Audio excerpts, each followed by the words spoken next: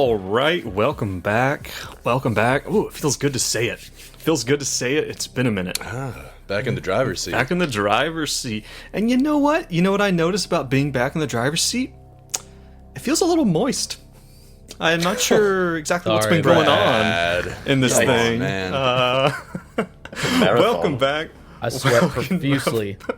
Welcome back to Greenbox Gaming plays Delta Green Impossible Landscapes. Jean, nice callback to the pre-show banter. He really ran a marathon in this seat, if you know what I'm saying. Let's not go into that. Let's not start with that. Well, welcome back, guys. It has been a minute. We have been playing the hell out of some Reverberations, which has been exquisite. That's been a while back, though. A good word? Reverb. Yeah, it has. We've been playing some. That's what Joe's been playing. Shit. Joe's been playing Reverb again, just on repeat. I've been. I found some real life reverb, and This now is going to be back in Joe time. keeps calling music from a darkened room Reverberations, and I'll continue calling Impossible Terraces.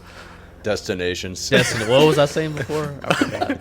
Landscape. It was like improbable landscapers or something like that. No, I didn't say that. Those are just the guys that show up and fix a yard. Yeah, but you're not expecting it. That's the best part about it. It's improbable. Yeah, but guys, we're back. We're back in the world of impossible landscapes, and yes, we are going to get a hell of a what do you call that thing where we go back and talk about what we've done? Recaps. That's what you're looking for. Thank you. Not only have I lost my ability to perceive time, I've also lost my ability to pull words out of my vocabulary. Did something important happen last time we played this? You know what? I think something important might have happened. You know, not that important. I don't recall. So We should dig in, because it's going to take a while, isn't it? it is going to take a while. So no banter. So no banter. Well, I think if nothing else, we can just talk about real quick that. So for those listening, you need to know, like, you know, if you're just like skipped from episode 24, which is our last episode, Possible Landscapes. You've skipped from that to here. You skipped over all of the music from a darkened room we played in the meantime. It's been like almost getting up to 3 months since we last played Impossible Landscapes. So you would have skipped a lot. Like Joe skipped the introductions for who we are. That's how much you would have skipped. Wow. It's Jean, you know, I expect this Spicy kind of stuff today. from Brad. Yeah. Keeping you in check. But not you. It's summer over there, Joe. It's really hot, and I'm really agitated. He's got the heat anger. He's got the heat rage. Yes, I'm sorry. I'm Joe. I'm joined by Jean, who's our sweatiest member at the current moment. In the southern hemisphere. Southern Hemisphere. So sweaty down here. And but where in the Southern Hemisphere is the question always. Always. And of course by Dace, not playing Benji today. Ooh. Spoiler alert. Sorry for those who missed the last episode. And of course Brad, still playing Hank. For now. It could change at a moment's notice. So Brad and Jean, real quick, you should probably know that Dace and I have been seeing each other outside of this normal meeting. Oh my god. Yeah, I noticed y'all were on Discord yeah. the other night. We had a tryst of sorts. Yes. Oh my god. It's Betrayal. scandalous. Well, you know, it's not that we didn't want to include you, it's just that we knew it wouldn't be as good if we did. I think was the big decision point. I'll be the judge of that. Yeah.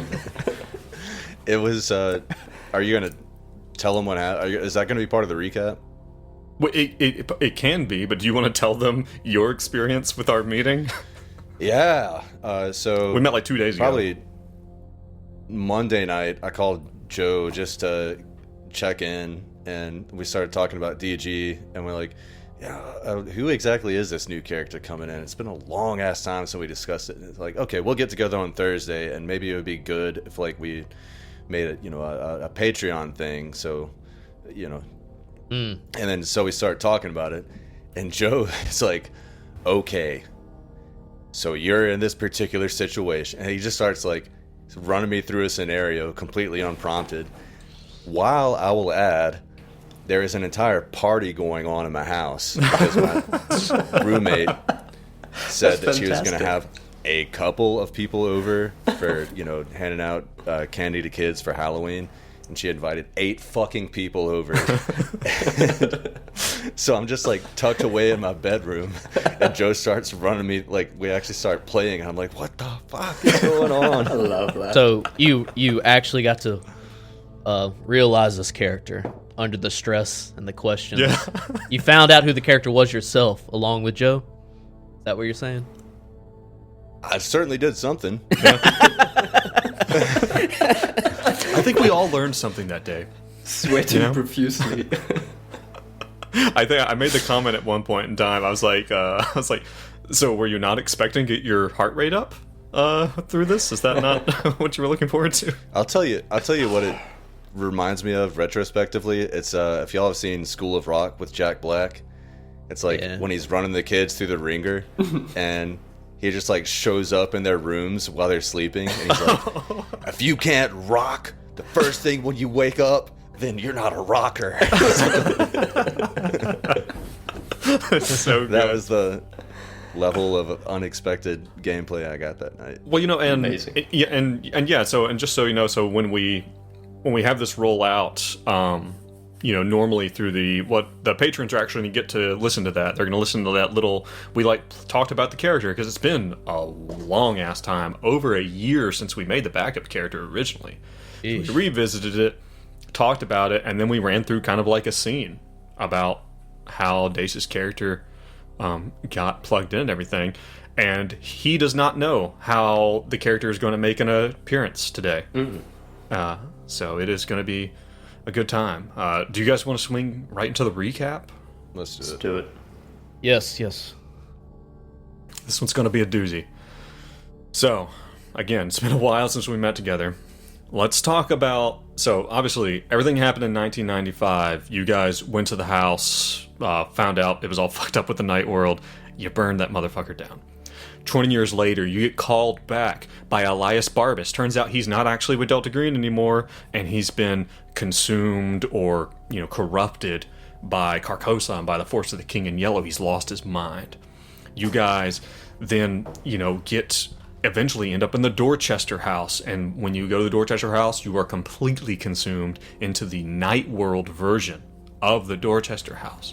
You fight through that all through the way, trying to find... You eventually find King Bael, who appears... Is he a demon? Is he a man? Is he both? Like, what's going on? Is he pulling the strings? Is he calling the shots? Is he the director? Is he the producer? Of the play, as everyone keeps talking about it. You guys eventually make it through to the stage, and you escape the clown, which is a force that you guys saw all the way back in episode 1 originally. Dancing in the park. You guys make it back to Boston and discover that you are wanted men, that you are supposedly escaped from an insane asylum. You run away. You run actually over to Chicago. You escape the town, and all the while the world is kind of falling apart. The things, the veil between this world and whatever else is out there starts to become thin. And eventually you are pursued by these guys in these gas masks and these trench coats who you now know are part of something called Static. They're part of some team that are come after you. You eventually escape into the Hotel Broad Albion. Once you're in the Hotel Broad Albion, and keep in mind you guys received a bit of a missive from Abigail Wright, telling you to find the hotel, to find the Arthur, to find his bottle, to find the dance, and the lake, and the palace, and the dance, and all of this stuff. And you guys at this point in time, I think, are just trying to get by. Just trying to get to the next step, because to stay still means certain death. You guys have eventually moved your way through the Hotel Broad Albion, and have found yourself through the labyrinth. You originally were asked to, quote-unquote, fix the room that was apparently eating people, or something. You follow the sommelier, which is one of these mannequins, down to the basements, but then you got lost. Then you had to make a deal with what is this and Guido Antonucci, also known as God, what do they call him? I forget what their name for him. The elevator operator, who's been always, and he's just a nice guy who's got a room full of creepy dolls. Charlie. You know, Charlie. That's right. You make a deal. You feed your pet NPC into the jaws of Carcosa. Somebody did. Someone did. I think all three of you did, personally.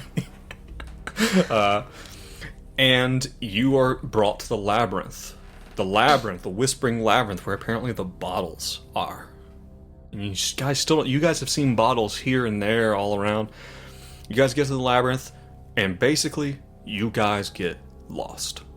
You encounter a few weird things. A waiter with a weird bug thing. Benji actually ate some bug and had some type of revelation. You see a woman who Hank had originally seen at the missing room in the Boxer Hotel, who had been shot by a shotgun. You see her, and she's dying, and she ends up fully dying. And eventually you guys decide, okay, we're going to sit down, and what are we going to do? We're going to sing the blues. We're going to sing the blues at the behest of Benji. And something comes. And the last time we met, a stage appeared, streaming out from under it this thick, almost like slightly viscous, pale liquid. And you guys elect to push through and into the stage and see this figure, clad in golden robes with this mask and a crown and hands bandaged. Too tall and too long to really be human, but not unhuman at the same time. And I think we all remember what happened. And there was this, you guys heard this voice originally. This voice that Benji would have remembered as the devil that he heard at the crossroads in Clarksdale, where he went possibly to sell his own soul. Say, so goes the story of Benji Potts. Such potential. Benji goes into a catatonic state. Benedict picks him up, tries to take him with him and Hank, all three of you standing there at the stage. And the entity reaches out and lifts Benji's chin just ever so slightly with just 2 fingers. And Benji is liquefied. Just skin, meat, bones, as they all fall out of Benedict's arms. So despite the fact that we've had time to process all this, it's still despite very the shocking. levity, despite the levity at the beginning of this episode, that is where we start. We start Jesus. right Job, Joe. back in it. Just recapped a year plus of our lives. Yeah. 5 minutes. Well done. So, that being said, let me take a look at something here real quick. Ah, yes, there it is. Tip your pants back up. So, all right, let's. So I got what I needed out of that. That's Hank Ellis. You've just watched this happen. Before, I had told you that, guys, that as you guys went to go move towards the stage, as Hank pulled back the curtain, you had to repeatedly overcome this deep, visceral sense of wrongness. And now, after seeing this happen to Benji, well, I want to get your take. What do you think is going on inside Hank right now in the moment?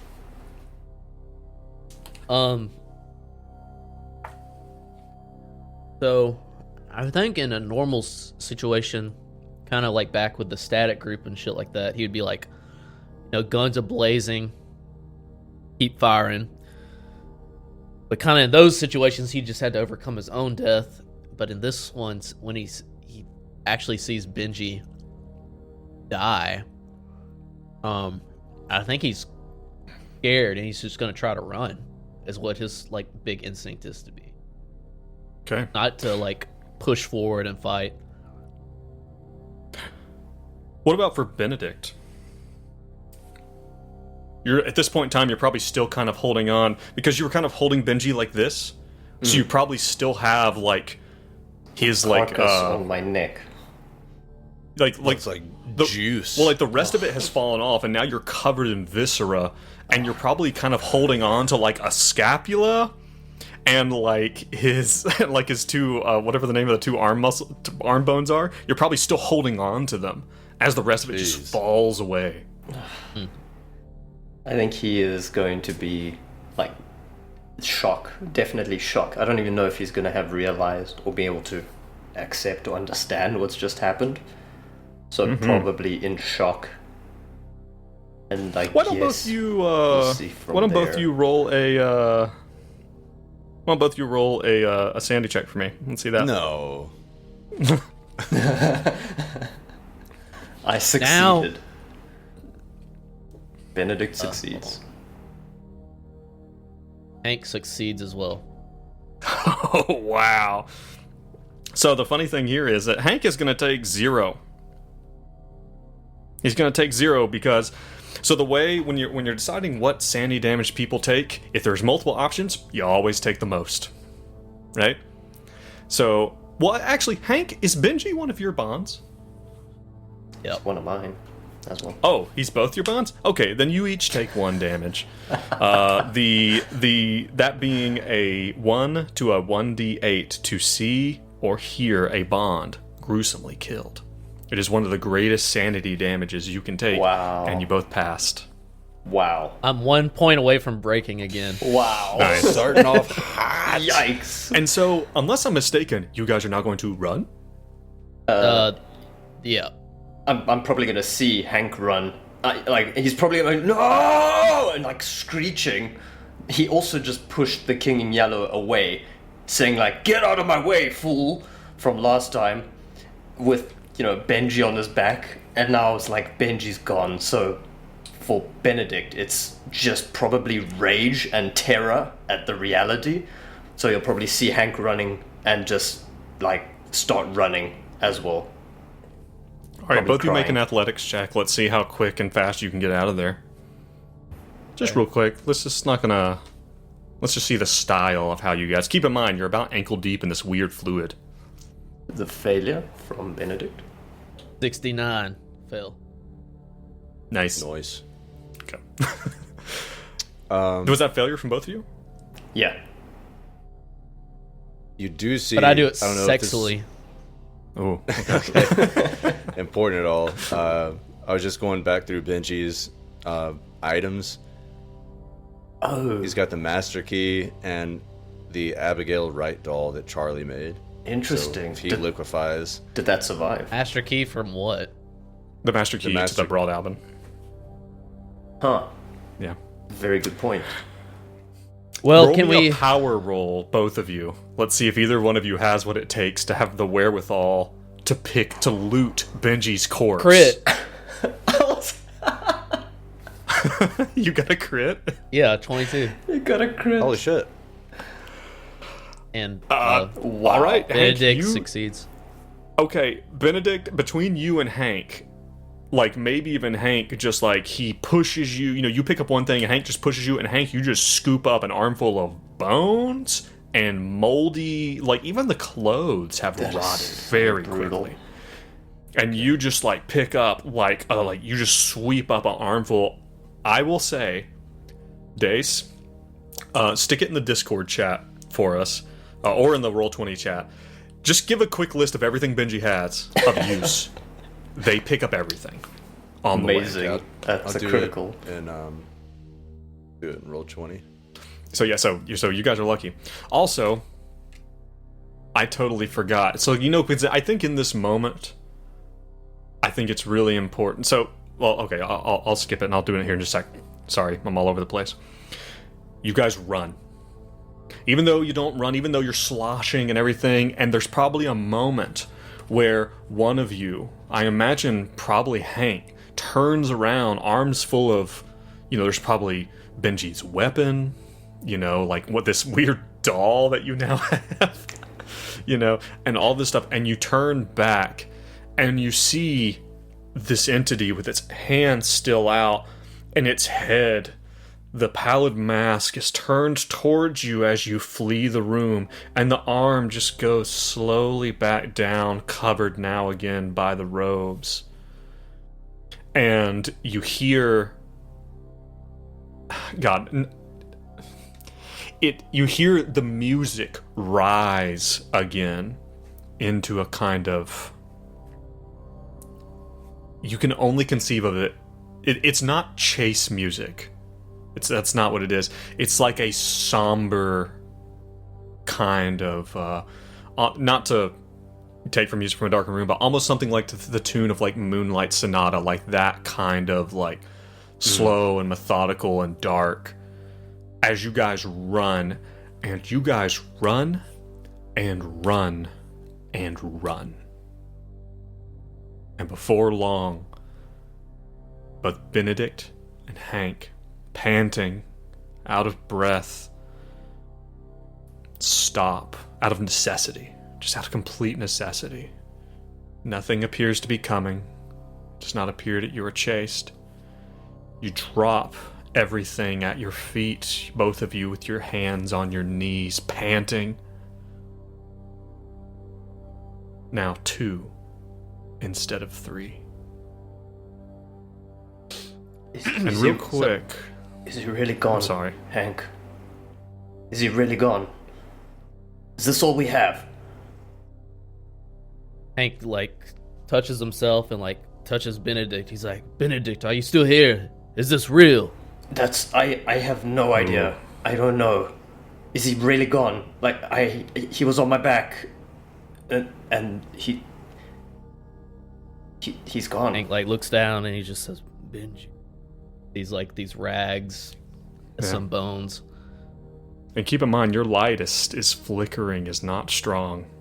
You're at the edge of your use of even your light. And I think as you guys are asking this question, you hear the sound echoing out through. You hear this voice you heard before. This voice that Benji told you was the devil. You hear echoing far in the distance as it moves away. Sail on. Sail on.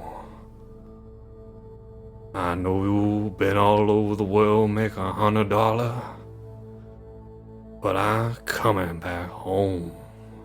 Ha ha! As it echoes and falls into the absolute quiet. Hank's holding what remains of his shirt/coat, and he just yells, "You bastard!"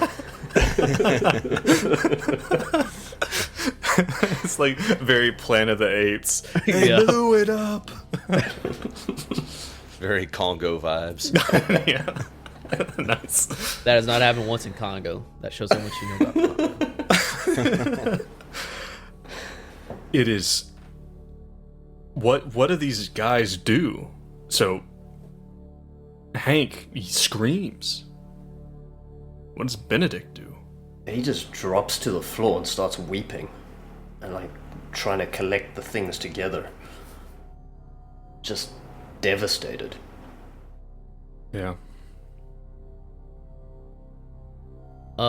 Hank, I mean, he's just definitely takes a moment just standing there watching Benedict weep. I think Hank, it takes everything Hank has not to weep, but I think he tries his best to hold it together. Like you said, he's 1 point away from breaking, Right. essentially. I would like the two of you to go to your character sheets and please write in parentheses by your bond for Benji Potts. Deceased. Please don't roll a roll. That's not what I asked you to do. That's gonna take a while. Well, they changed this. They Joe. changed everything. Hank takes 1 sandy damage. Okay, how about that? That's All right, we'll But yeah, sort that out later. So this is in the cinematic version. Like, imagine we're looking down from above at maybe even Benedict kind of like flops over to his side in a fetal position, holding, trying to get as many of these Benji items close to him as possible, and Hank's standing there with the light in its last legs, and we're zooming out from above.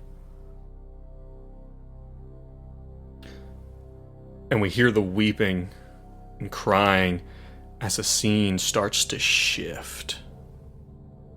And now instead, we hear the weeping and crying, but it's a woman. We hear a woman's weeping and crying. We also hear the sounds of beeping of a hospital heart monitor, slow and steady.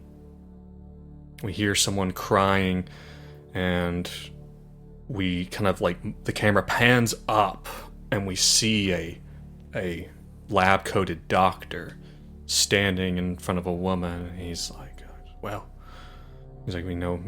well, don't worry, he will pull through, ma'am. And it's a woman. She's like in her 20s, and he's got a comforting hand on her shoulder. But we look past and focus past the woman and the doctor into an ICU room where there's a man in the bed, tubes, hoses, machines, all whirring. But we're not really focused on the man in the bed. We're actually focused on the man beside the bed. He sits uncomfortably large in a regular size folding chair, elbows on his knees, with a cup of coffee hanging limply, and he's speaking to the man in the bed. The man in the bed looks like he's been badly burned. But the man who's sitting there, what does he say to the man in the bed, Dace?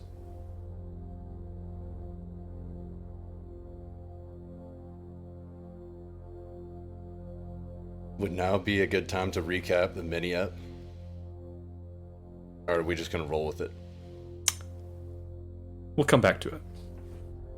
What does Busiek say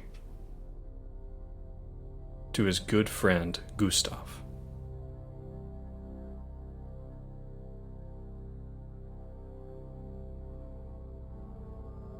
I think he's just got this 1,000-yard stare.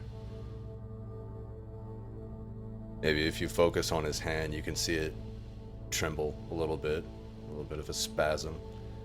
It's like, Guts, hang in there. I know you're strong, you got this. Stay with me, Guts. He's just like studying his friend's face for like any sign of like any flicker of consciousness. Like reaches over and puts a hand on him and just like feels his heartbeat. You still there? You in there, Guts? There's no response. Just 24 hours earlier, you, Busiek, and your good friend Gustav Guts were called to a house fire, a building fire, for an apartment complex in New York City. And the things you saw, you're still not sure. Was it just...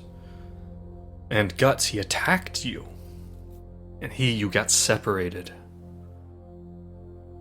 Can you give me a flashback of things that I saw that are like replaying over in my mind as I'm...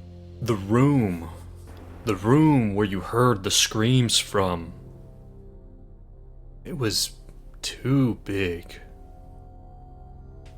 And it looked like someone had blocked the people in. had barricaded the door. And Guts, he lost his mind. He attacked you. You barely got out alive, and then you got separated. But some of the things before the propofol took hold on Guts and he slipped down into a chemically induced coma. The things he said. Mannequins. Children? Something chasing him. Small, but then big. A man in a red robe, and then, worst of all, something about a man in a golden robe, with a face so uncaring, so unconnected. The last thing he saw before he jumped out the window to, quote-unquote, safety. You look, Busiak, you look up, and Gustav's wife shoots daggers at you with her look. You were supposed to look after him. You were The supposed... fuck you looking at me for, Martha? She doesn't even say anything. Her lips pursed, and she just, like, turns and walks, and the doctor looks at you with a very much like a really kind of look, but he too just kind of shakes his head and leaves. Just says, I did what I could. And that was You don't fucking know what we saw in there. Yeah. And he's probably just talking to himself at this point, just muttering, you don't know what the fuck we saw in there. Ain't nothing I could have done. And that was 20 years ago now. That was 20 years ago. Busiak, he's a little older now. He's one of the older guys in the firehouse. How old am I? You'll be 42 in 2015. You're on a little older side. Did Busiak ever go for leadership? Or you think he's still just like down there training the greenhorns, and you think he's like a chief? I think he would be, maybe not the head honcho, but he would be in a leadership position. Okay. So he was Sergeant. 22 when the fire happened. Yeah. Wow. Young gun. Young Devastating. gun. The problem is over the last few years, you know, the station psychiatrist, he keeps calling it PTSD. You know, he says that you were traumatized by what happened, and Gustav does make a recovery. He never returns to the firehouse. Injuries are too severe. But it haunts you. And not only has it haunted you, in the last few years, it's haunted you more and more. Would you say Eye of the Tiger's playing in the background of this montage? No! That is absolutely inappropriate categorically. What are you talking about? Also, to clarify, you said he never returns to the firehouse? Gustav doesn't. Oh, Gustav. Okay, sorry. Yeah, It's so a see. Rocky reference. He kind of sounds like Stallone. Oh, okay, gotcha. Yeah. But the last few years, especially the last few months, you cannot shake this feeling, Busiak, that someone is watching you, coming after you. And then there is fire that you go to. A bookshop. The fire's small. You know, it looks like someone might have thrown a cigarette in the trash can or something. You guys respond nonetheless. More smoke damage than anything else. But the owner, he sees you, and when he sees you, he singles you out. Tall man with a bit of a North African accent. He singles you out. And he insists that you've done him such an honor to save his bookshop. He insists on rewarding you. You've seen this before. Busiak has had this happen several times. You know, people are obviously very, very appreciative to be saved, their property and their lives.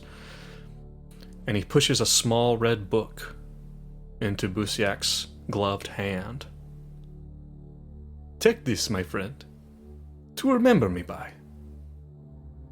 Yeah, I don't really, I mean, what sort of genre is it? Like, I'm kind of a low fantasy kind of guy. Like, I don't really read nonfiction. Oh, it is a play. Try it. Like some kind of Tennessee Williams sort of shit. He does Like give you Cat on a Hot Tin Roof. he does give you an eyebrow. He's like, no, this is something I think will be more familiar to you. Right. And he just kind of like gives him a quizzical look and takes the book. You take the book home. Probably discard it on a coffee table. Probably never intending to ever look at it again. What was is it your husband? Yes. What was his name? Bernie's Mountain Dog. Oh, wrong Bond. Wrong Bond. What's your husband's name? Most out Your there husband's character name is Burmese creation. Mountain Dog? I'm sad I missed it. Married to a mountain dog. Okay. So I actually don't have a name for my husband. How does Richard sound? He must have Rich, meant a lot yeah. to you. He must have been very important to you. Yeah, we'll call him Rich. Problem is you might not read it, but Rich picks it up and starts reading. And over the next 3 months, things get more and more bizarre. And then one day, you're at an apartment fire. Nothing terribly interesting. Rundown place, abandoned as far as you can tell. Maybe some squatters, accidentally set a fire, trying to keep warm, And you see Rich. As you guys are getting done, the fire's pretty much out. There's a little residual smoke here and there, but you guys are packing up, getting ready to leave, and you see Rich walk into the building. Rich, what the hell are you doing here? And he ignores you and starts to run. He runs headlong into the building. Rich! The smoke still gathering, like in the areas. He doesn't have a mask or anything. Richard! And obviously he runs after him. Like, full sprint. As he goes, you see him in front of you. You see him with the book in his hands, and he keeps pulling out pages and like slapping them to the wall, and they kind of stick. And now you realize that is Richard bleeding? His blood is adhesing the wall, the pages of this book to the wall as he runs. And Busiak is wearing all of his gear, his oxygen tank, his fire axe, his mask, and everything. And you run. And you run. It's too big. And you run. And at some point in time, you find yourself in a new fire. And it doesn't take long for you to realize where you are, that you're in that place that has haunted you for years. You're back in the McAllister building. Oh. Rich is nowhere to be found. And this time, you burst out into Michelle Van Fitz's room, books up to the ceiling, and the fire is leaping up. You see the door to the hallway completely occluded with debris. Busiak's only option is to axe his way through the barricaded door. So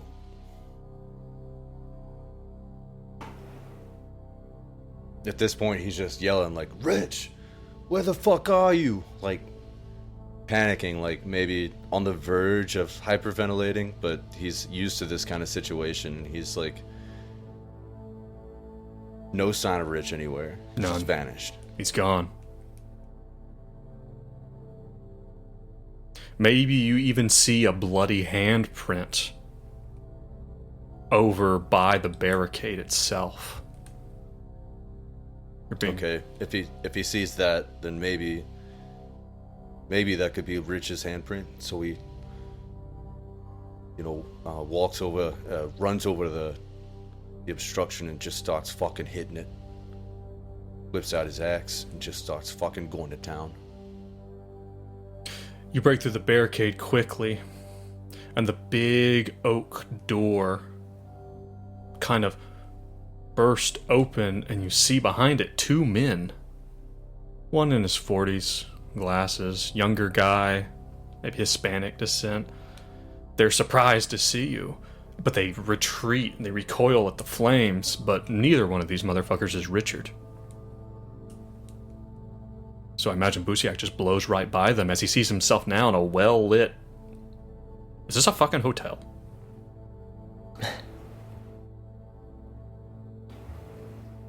Well, I think he said he blows right by them. I don't think he would do that. What would you do? You tell me. Let me think. What the fuck are you doing in here? The whole goddamn thing is gonna burn down. You gotta get the fuck out of here. They're telling you that they were forced in here. Someone trapped them in here. They were like, there's 3 guys. They came in. They're FBI agents, and they might have hypoxia. They might be hallucinating or the smoke. Right, he turns around and he looks at where he just came from. Like, what's the status of that? Completely untenable. Completely engulfed. A death sentence. Damn it, you gotta fucking come with me right now. And he starts pushing them down the corridor. We gotta fucking go. That whole place is burning down. And they go with you. So Dace, real quick, hate to put you on the spot here. Not that that's not what I've been doing this whole time. What happens over the next 6 months in the night floors? Wow. Day 1. Day 1. Busiak, day 1. Eating a hamburger. So Busiak's the name? Busiak. What is that? It's Polish? Czech. Czechoslovakian. Okay. I think now it's the Czech Republic is the country that it turned into, but his parents were immigrants from Czechoslovakia. I don't actually know if that timeline adds up. That's good I enough. was doing some cursory research over the weekend. He's but from the Ottoman Empire. he's from the Ottoman Empire. What is it? Myanmar. Burma. Oh, Burma. Myanmar. There you go. Just real quick, what is it like over the next 6 months? Okay. It's a quick one. Who is he with? So- Those 3 people? Does he get to know them? And do they turn out He's to with be Roger Caroon. Roger and, Caroon, Michelle? Well, no, Michelle is not available, if you recall. Forgot about that. Yes, Was but Roger he's originally with Roger and Thomas Manuel. Okay. So here, this is unscripted, so we're just rolling with the punches. There are 2 things that are going to inform this next montage. This is the right time for Eye of the Tiger, right? Yes. Ba-dum-bum. Ba-dum-bum. He's there chopping down So- doors all day for 6 months. He doesn't even use doorknobs. Just Chops the This doors weekend, Robert, Jessica, and I just watched The Wild Robot, which is in theaters now. It's about a robot that becomes adapted to the wild in a nutshell. And also, have y'all seen The Cube? yes. Picture somebody that was stuck in the cube and has the guy that started killing everybody and acquired 8 watches. Yeah. like that, except not psychopathic. He just like rapidly sort of adapts to this new environment. Like he's really adaptable and capable, I think, and he's quite sane. Not as sane as my character in Music from a Darkened Room. But he's I lost think Richard. it's just a montage of him like encountering much of the same stuff that we have in Impossible Landscapes proper, like mannequins. Like he's probably chopped up a few he might have like a mannequin armor at this point, you know. I like where your head is at. No, like, do breastplate. you remember when Robin Williams comes out of the game in Jumanji? Yeah. Yes. Yeah. That's a more accessible analogy for what I'm going for. Yeah. So like, he's just got all these sort of accessories on him, like chopped up mannequin armor, and maybe he's got like maybe he's encountered the static whatchamacallem. So he's got like a cloak that, you know, A duster. Yeah, he's got one of their dusters. Yeah. a duster. That has a big axe hole in the middle of it. Yeah. Down the And back. it's like bloody. Yeah. What's some other? What are like Well, and I think that like Night Floor's tropes? Well, and keep in mind, you came in your full fireproof suit. You probably shed that at some point in time. You know, that thing's heavy, but maybe you have the oxygen tank. Maybe you still have the mask. You know, like you still have some of your stuff, but like as time has gone, you've kind of shed layers and adapted here and there. And there have been dangers. And the funny thing is, I think Busiak. Yeah, go ahead. Were you looking for Richard, or was it just like survival? I mean, the whole time he's going to be looking for Richard, but I think survival has to take precedent. Okay. And what do you even eat in the Night Floors? You're not hungry. And you don't That's true. defecate. Yeah. No bathrooms. Can he no have, food. what if he has like a coil of mannequin rope around him? Of mannequin rope? Oh, Yeah, the wires.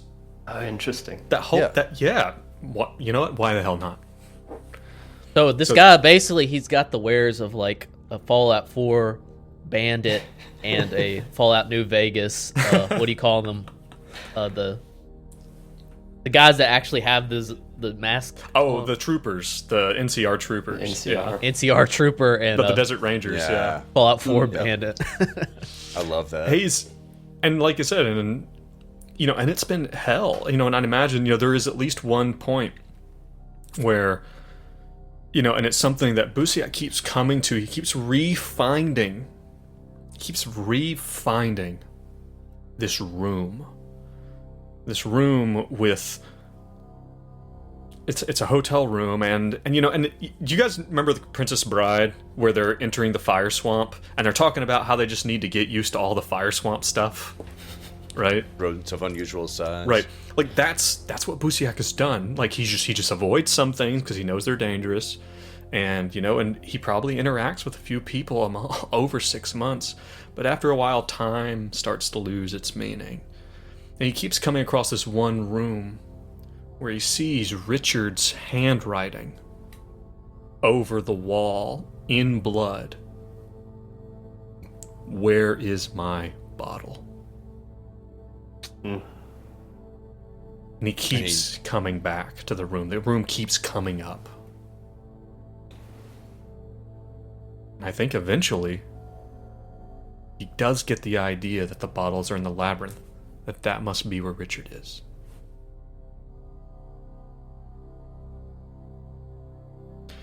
Back to Hank and Benedict. Benedict may be kind of starting to get himself up from this fetal position. Starting to get himself back to his self. Hank, I imagine maybe Hank starts to shed a single tear, but just no. Yeah. Just Well, I think today. Hank, you know, Pulls he's it like back kind of in into and out. into his. He's like, we can figure this out, Benedict. I mean, it's happened to me. I came back to life. I mean, What do we do? this nothing's permanent in this place. We can find him again. We just have to dig deep enough, go further enough. Hank, I think he's gone. I think he's gone, man. Just like grips like the clothing left. Find him. We just gotta push forward. No use thinking about it now. Ever the pragmatist, Hank Ellis. You guys gather up what you can, and you begin to walk. I mean, I imagine you're trying to you're trying to save your light as much as you can. What do you mean? It's a battery powered. Yeah, I mean, it is. But I imagine most of the time you guys are just feeling your way along the wall at some point in time, and every now and then you might find an area that has like a candle or something like that, and you guys walk for hours. And at some point in time, you hear something. At first, it's footsteps in the distance. But then you hear something else along with the footprints. You hear a sound that you never wanted to hear again. You hear the telltale sound of someone breathing through a gas mask.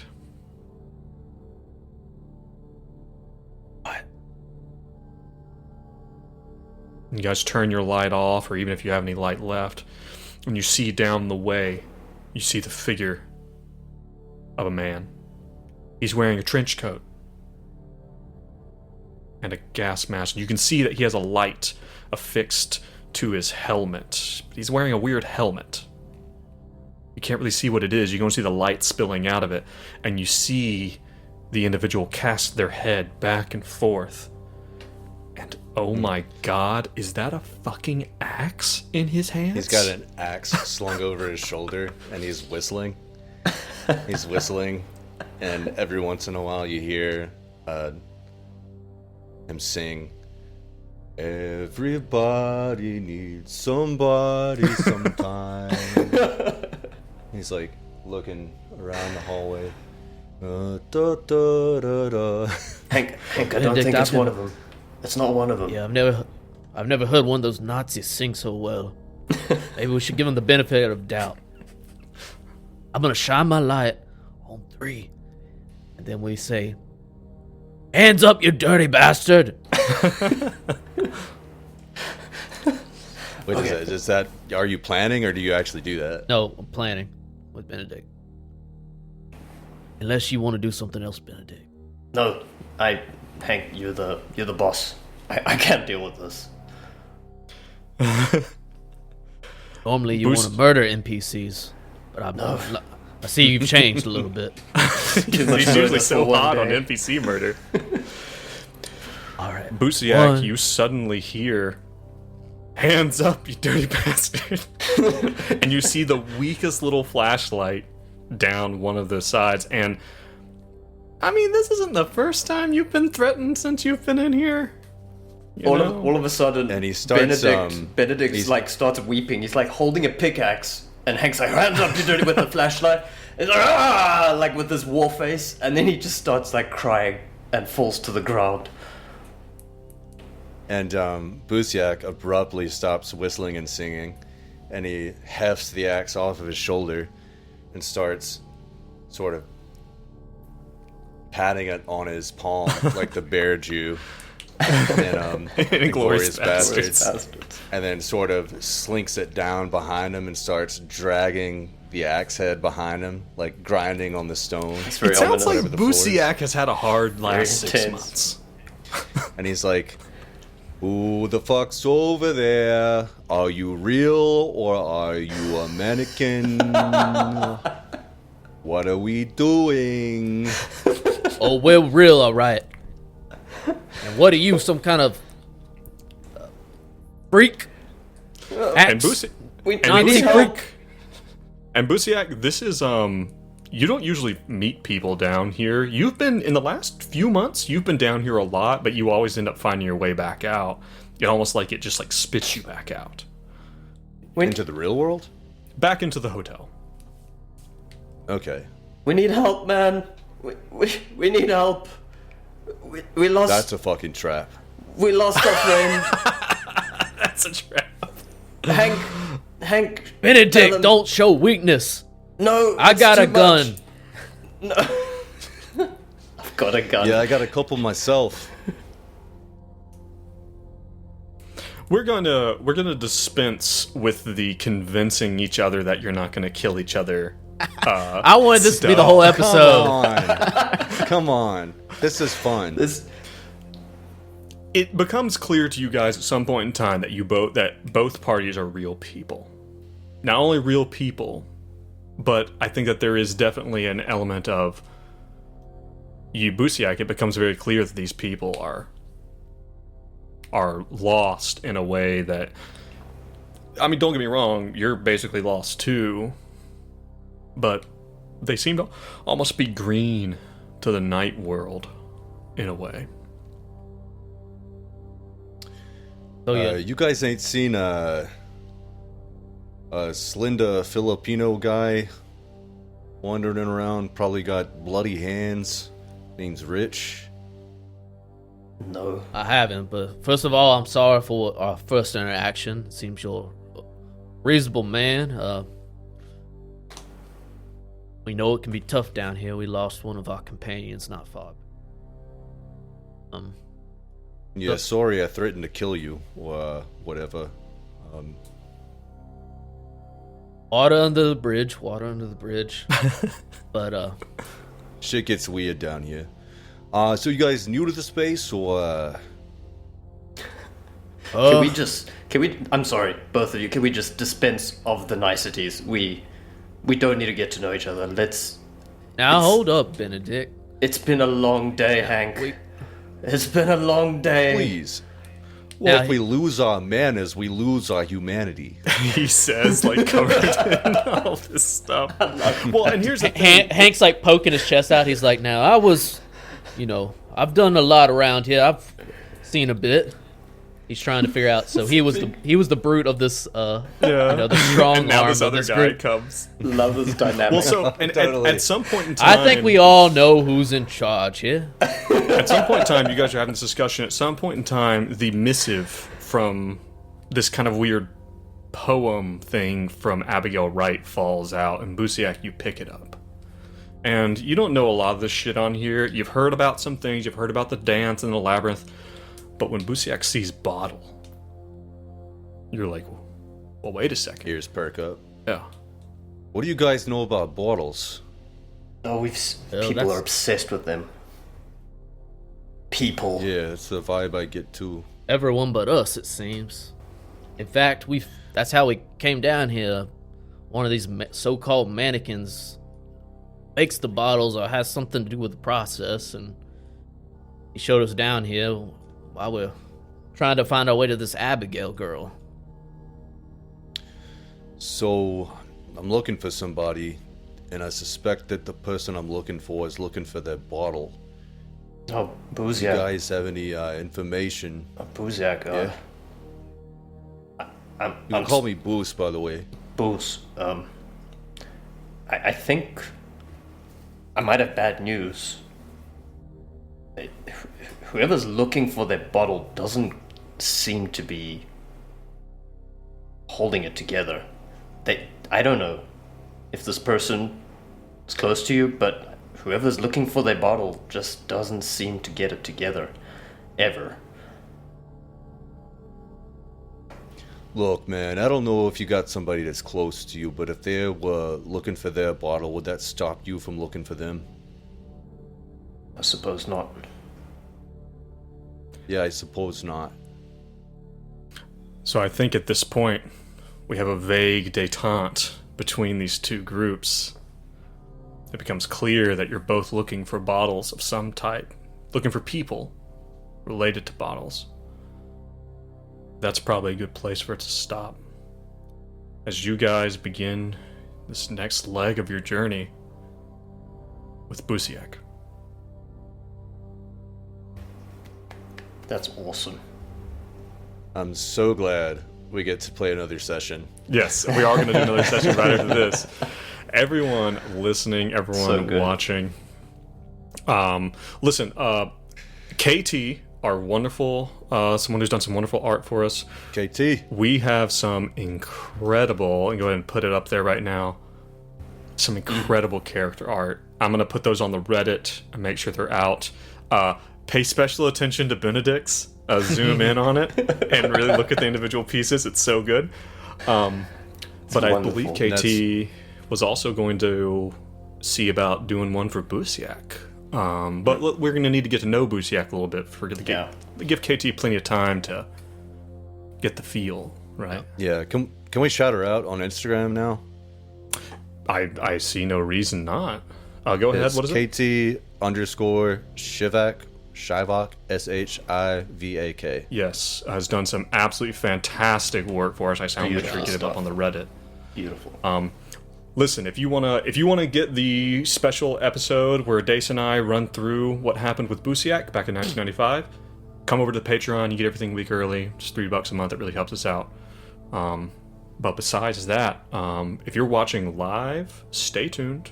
We will be back. We're gonna take our break, but guys, I am so happy to be back in Impossible Landscapes. Yes, it's pretty cool. Same. Fun. I'm stoked. It's amazing. I'm very stoked.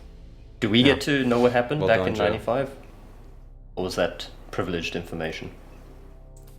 We being I think it Brad might and come I. out at some point. Okay. Oh, Are yes, you on of course. Patreon? You too. Yes, yeah. Are you Of subscribed course to I'm on Patreon? All right. Everyone listening and watching, we'll catch you guys next time. Stay tuned if you're live. Guys, thank you so much. Thank you. Joe. Thank you. And for everyone else, we will catch you next time. Stay safe and stay sane. Bye. Goodbye.